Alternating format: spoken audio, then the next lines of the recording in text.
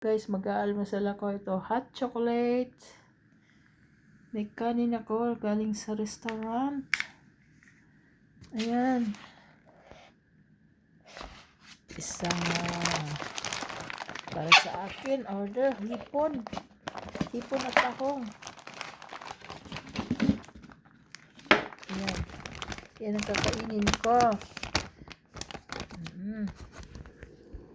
Sandukin natin kasi marami. Hindi ko maubos yan. Tahong na kaagad ang nauna ko. Hindi ko alam kung anong luto yan. Ayan. Ang hipon. May lemon pa. Hanapin natin yung mais. Yun ang mais. Yun ang mais, guys. Sarap. Ayan. Yan ang aking food. That's all for today, guys. Ayan, hipon.